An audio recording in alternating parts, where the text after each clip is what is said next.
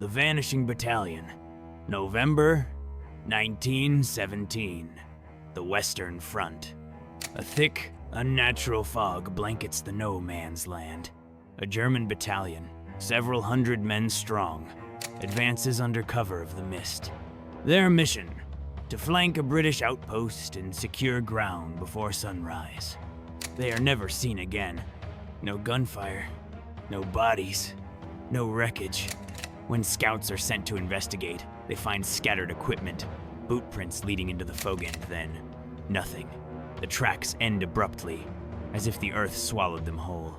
British soldiers, stationed nearby, report something stranger. That same night, a patrol claims to have seen a silent column of figures marching along the ridge. Not in German uniforms, not in British either.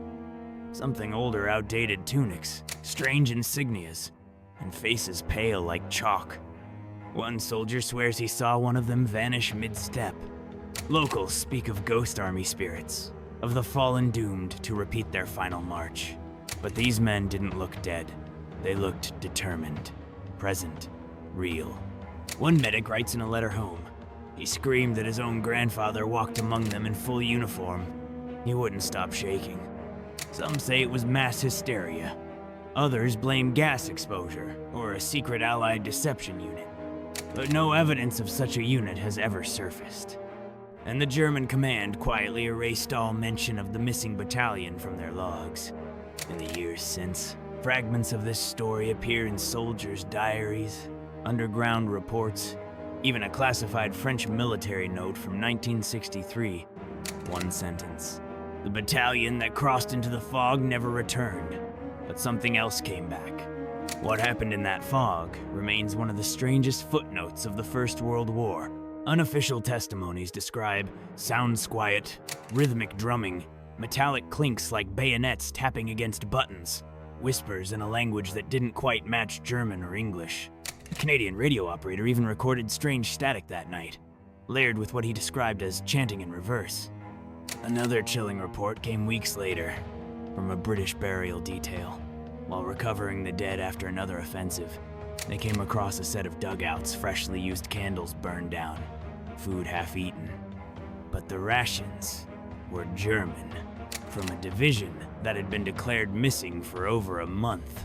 No signs of struggle, no bodies, just a note, scratched into the trench wall in charcoal. The fog is not ours. Do not follow. The phrase appears again years later in a handwritten memoir by a nurse stationed miles away. She had no knowledge of the event, yet dreamt of soldiers walking through white smoke, repeating those words. Some have linked the event to tales from older wars. In Napoleonic times, there were whispers of ghost battalions on the same soil figures who walked at dawn and disappeared before sunlight. Celtic folklore too tells of veil marches, where warriors caught between worlds appear in mists before vanishing forever. It's easy to dismiss the story as myth, fear, or propaganda, but even skeptics struggle with one last mystery. In 1998, during renovations of an old supply bunker in Belgium, workers found a rusted field locker buried under collapsed stone. Inside were dry, untouched journals written in old German script. Some pages match the insignia of the vanished battalion. One entry stands out. We entered the fog at first light, but the land changed. The air grew still. Our compasses spun. We saw men ahead, but they did not answer. We called out, and they stopped. Not to look at us, but to wait. No record confirms the journal's authenticity.